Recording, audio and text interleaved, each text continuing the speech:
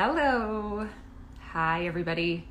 Welcome to another Instagram Live with MS Insight. I am Erica, your host. You've seen me on here a lot, probably.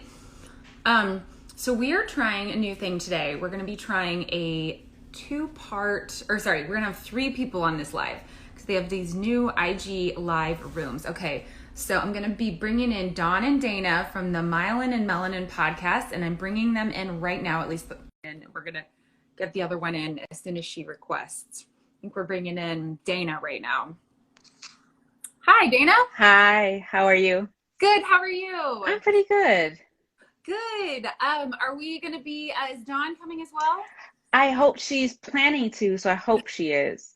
So, Okay, well, yeah. But, because MS, things happen. But, yeah, she's there she planning is. to be. Oh, here she is. I just saw her, so she'll just request, and I'm hoping it all just works. Yeah. I've never done this I've never done it three-person thing before, but thank you so much for coming on to chat with us today. We really appreciate it. No problem. Happy to be invited. Thank you. Yes. Oh, Dawn, I see you. I can see you there, but you need to request to join the video. Can you do that? There should have been a pop-up that said request to join the video. If you didn't see it, I would maybe just click on the screen. Yeah. Or you could click out and then come back into the video, and then it should pop up again. Well, we'll just since I can't do it for you, so I'll just let you work with it, and I will talk to Daana. Yeah, thanks again for joining us. I invited you guys on because I saw that you had this really cool podcast, and I don't see a ton of MS specific podcasts. So I found you on Instagram, and I loved that you guys were doing that, and then you had your own personal accounts going. Yeah. So I guess tell me a little bit about your story. How long ago were you diagnosed, and what has that journey been like for you?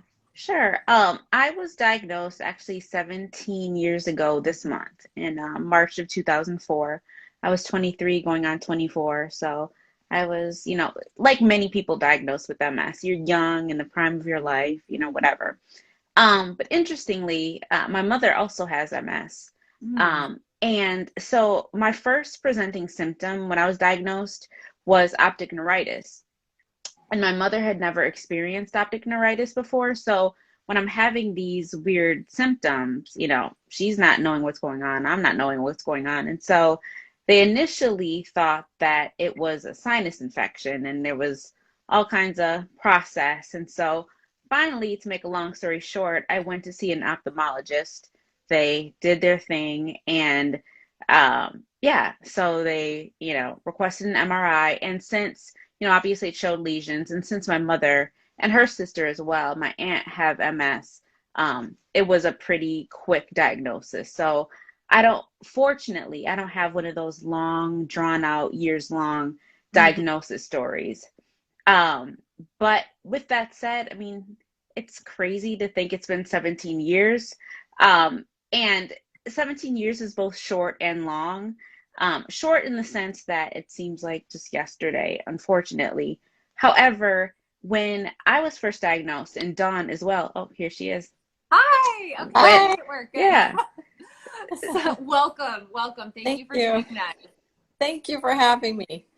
I don't want to interrupt for Daana talking. Yes. Oh, yes. No, yeah. Continue. So, and this goes for Dawn too. When we were diagnosed, there were only the 3 ABC drugs, the injectable drugs. And so that's a whole story in and of itself, but it's amazing to see how far MS therapies have come from injectable drugs to, all that we have now. So, so that's my story, basically. Okay, and how about you? How about you, Dawn? I started, I guess, with presenting symptoms of numbness, tingling in my extremities, total fatigue, debilitating, don't want to get out of bed, just an overall malaise. I didn't feel well, and I couldn't understand why I didn't feel well. And then I was at that time, I think I was about 23, 24. And so it took me some time to get the guts to say, okay, something's really going on. Finally went to a doctor, went to my primary care, and she's like, well, you're vegan, so I think you may be vitamin B12 deficient, but we'll check it out in a couple months. So in a couple months, I got an MRI. The MRI came back saying that I had lesions, and it looked like the radiology report said looked like you had MS. So she sent me to a neurologist. And the neurologist was kind of like, he was great, but he was not like proactive and wasn't aggressive. He was like, well, this is a spectrum. We'll just see where it goes. And so I was like, okay. And my You're mom, like, this is my life. right, yeah. And my mom had come in town to go to the doctor's visit with me, and she's like, I don't think I feel comfortable with that. We need a second opinion. So in my second opinion, I ended up getting the diagnosis, and that was with an MS specialist. And I was 25 then. So yeah, I was 25. Now, And I was going to say, did you two know each other back then, or have you met through the community? No. yeah, Yeah. we were the community. Yeah. Yeah. We actually met in a Facebook group for Lemtrada. So Lemtrada is a therapy, a DMT that both Dawn and I had. And so it was a Facebook group. We were both in it and just connected there. God, this was probably what, 2016 maybe? Was it 20? Yeah, it was 2016. Yeah. Yeah. And so with that said, our little origin story. So, Dawn was like, maybe we should start a podcast. I was so not ready because I wasn't, and Dawn and I talk a lot about this in the podcast.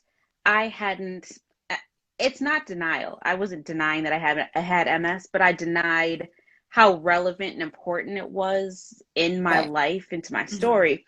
So anyway, so it took about 2 years to kind of get the guts to go forward with the podcast. And so we started in 2018. They've been going. So yeah, to answer your question, we met in the community and we haven't met in person yet. So Dawn and I have just been virtual friends for all these years. So Well, yeah. I'm sure 2020 didn't help you meet in person. Oh no. No. Right. Exactly. Yeah. Yeah, I'm sure a lot of people have that experience, but it's so crazy how well you just know somebody just from talking with them online and talking with Yeah. them on the phone. And so You tell just us, click. how did you decide? The name of your podcast is really fun. How did you decide on that, and how's it been going? Have you been able to get it out there and reach a lot of people? Yeah, it's funny. After we made the decision, we were both like scrambling online, like, okay, how do we do this? How do we put all the pieces of the puzzle together?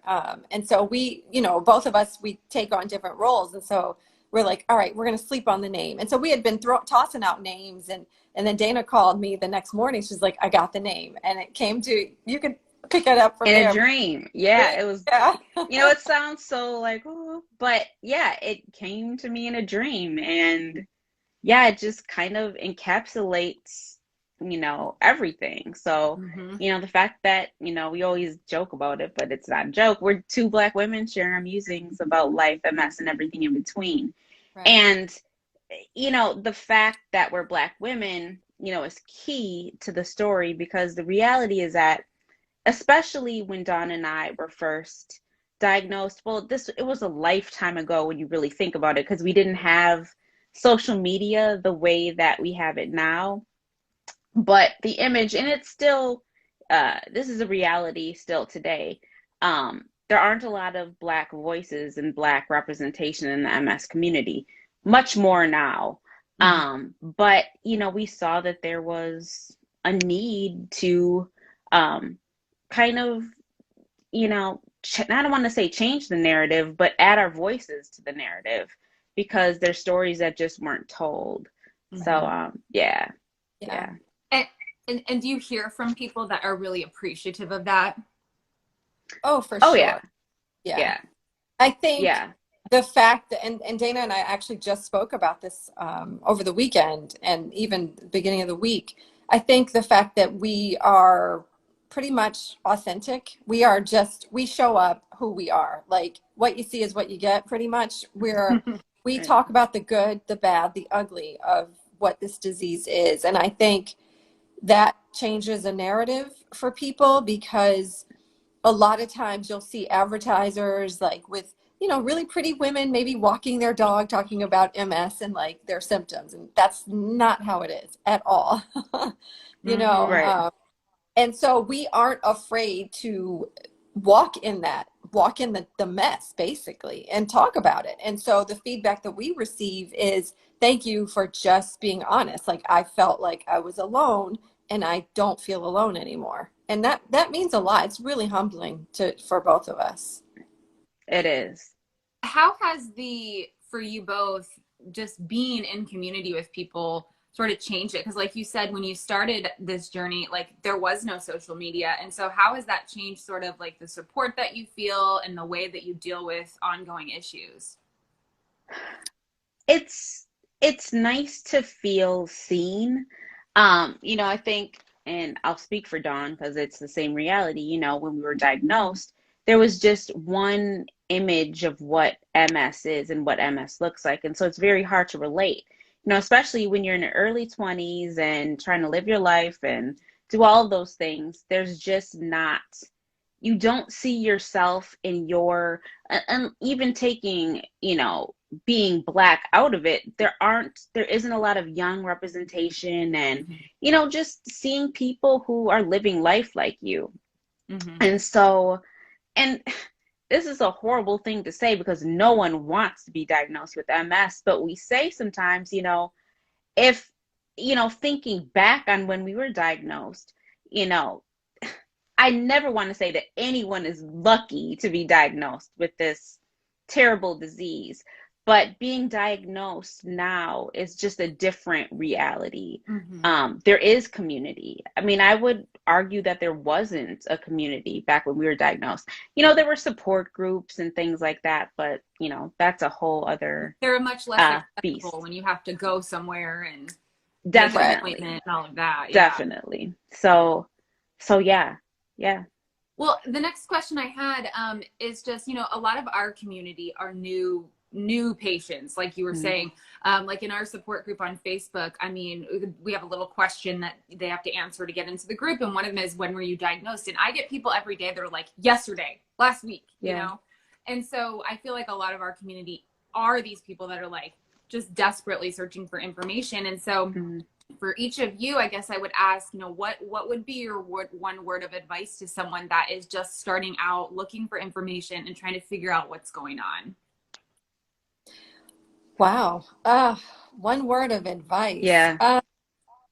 Oh, there's so much. You can give two if you want. I would say, number one, listen to your body. You're not crazy. You know what I mean? A lot of times when you are initially like starting to feel what's going on, all these different changes, you doubt yourself. And then even other people, loved ones or physicians may say, oh no, it's just stress, or oh no, it's a cold or something like that. And so people try to minimize what's happening. So my one advice would be listen to your body, and that would take you a long way for sure. Yeah. Because advocate for yourself, down the line. It's a long journey. And the second, I would say, set boundaries.